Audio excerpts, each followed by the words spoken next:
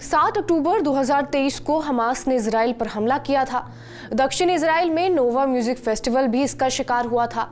इस हमले में 21 साल की शिरिल गोलन बच गई थी, लेकिन रविवार को अपने 22वें जन्मदिन पर उन्होंने आत्महत्या कर ली। टाइम्स ऑफ इजराइल की रिपोर्ट के मुताबिक इस घटना के बाद गोलन के परिवार ने नेतन्याहू सरकार को घेरा है।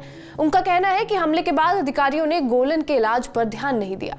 गोलन पोस्ट ट्रॉमेटिक स्ट्रेस डिसऑर्डर यानी कि PTSD से गुजर रही थी और गोलन के आत्महत्या के बाद लोग नेतन्याहू को निशाना बना रहे हैं।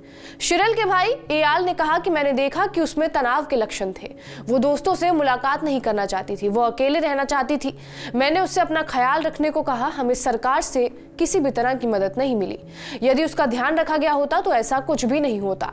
इजराइल ने मेरी बहन को 2 बार मार डाला, एक बार अक्टूबर में मानसिक रूप से और दूसरी बार अब उसके 22वें जन्मदिन पर शारीरिक रूप से।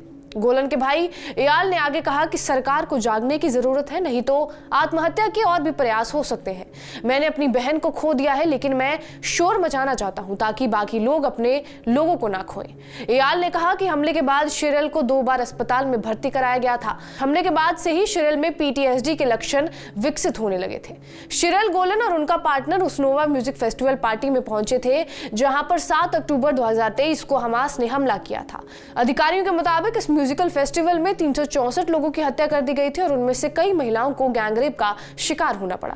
फेस्टिवल में शामिल दर्जनों बाकी लोगों का अपहरण भी कर लिया गया था। हमास के हमले के बाद इजराइल ने बदला लेना शुरू किया और गाजा में उसका हमला आज भी जारी है। इजराइल के हमले से ईरान के प्रॉक्सी हूती और हिजबुल्लाह बौखला गए हैं और जंग में हूती और हिजबुल्लाह की भी एंट्री हुई और दोनों ने इजराइल को नुकसान पहुंचाना शुरू किया। इसके बाद इजराइल का हमला गाजा के अलावा हिजबुल्लाह के गढ़ लेबनान की राजधानी बैरूत में शुरू हुआ। उसने हिजबुल्लाह चीफ नसरल्लाह के साथ उसके कई कमांडरों को मार गिराया। यही नहीं, हमास चीफ सिनवार को भी इजराइल ने ही मार गिराया है।